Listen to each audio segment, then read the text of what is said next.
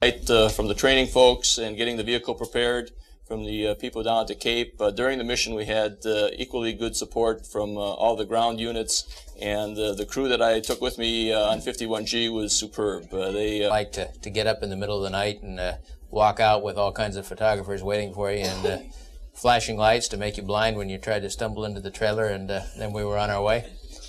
As an ignition lasts for about 6 seconds. You can feel the vibration in the vehicle. Fortunately, we couldn't see all the smoke and steam and fire coming out the back end. Gimbal the engines just before takeoff after they're lit, and when you lift off, you'll be able to see the shock waves in the main engines. T0, the hold-down bolts are blown, and the SRB's light, and we're on our way.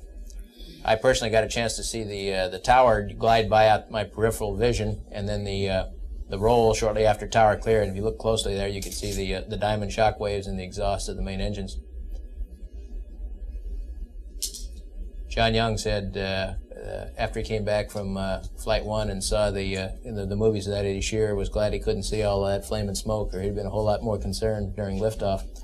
It's a bit of a rough ride during the first 2 minutes and 11 seconds of the flight, in which the solid rockets are burning. This is a deployment of ArabSat, deployed for a consortium of Arab nations which comprise the Arab League.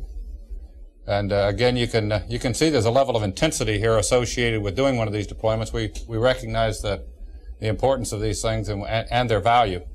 And here's ArabSat going out. It's built by Aerospatiale, a French corporation, and it looks, of course, considerably different than the other satellite which we had for Hughes. ArabSat is, as a matter of fact, operating very well now in geosynchronous orbit, and that's when I started breathing again, is when it came out of the shuttle. So it's doing very well, I have to report that. Again, here, as in many shots, you'll see the limb of the Earth. Steve and I are doing some work on the IG experiment, and I think we've gotten enough material on that experiment to get a PhD for the researcher and a couple more for me and Steve. So I think all the training and preparation for the Madagascar being one of those. And that's me taking some more pictures also for one of my experiments. Made a deal with the geologists in Saudi Arabia. Any mineral findings, the crew gets half. And they said no, just a thank you note.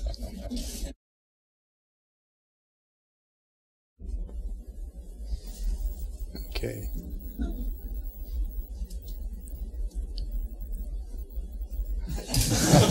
As you see, not all retrievals on this flight were successful. So let John Fabian do this one.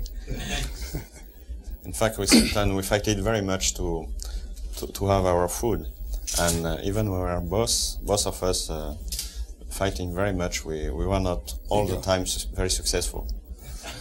Experimenting here with some more retrievals. Those are the two satellites. So prepared. A lot of times we'd like to go up on the flight deck and eat. It's really nice to sit there and eat. Obviously, my table wasn't ready, so I had to wait a little bit.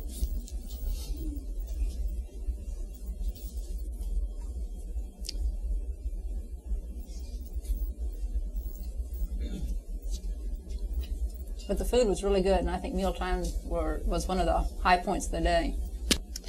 That's what you get for letting a test pilot do medical experiments on you. So, I still don't think Patrick will make a good doctor. He'll never do that.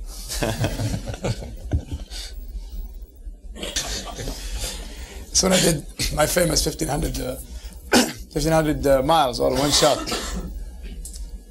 you get tired running 1,500 miles. Took about 5 minutes. Through the mid-deck. Never complain about hotel accommodations after this one. Sultan takes the first data. Still haven't figured out what I'm doing there, but it's one of my experiments, the phase separation experiment.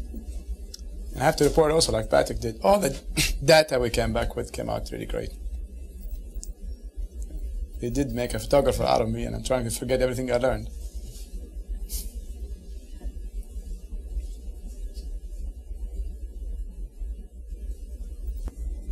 Re-entry is not quite as spectacular as launch, but when you are coming through the air at around Mach 20 to 22 and you start getting the rosy glow, it's really spectacular. John was also taking some pictures looking out the back, and maybe he can describe to you what he's seeing. This is looking out the overhead window, and the tail of the vehicle is not in sight. What you're seeing here is simply the interaction of shock waves around the vehicle converging up over the top of the spacecraft and making that very intense picture. As has been said before by previous commanders who have flown, it handles very well, and even in a crosswind you probably have to work a little more at it, but it still is a very precise flying machine, and all the training we get in the shuttle training aircraft certainly helps, because you can see the gear come down here when you do your first landing. It's got to be a good one for real the first time. It's good to have all that training behind you, and you feel confident that everything is going to work out just fine, as it did in this case.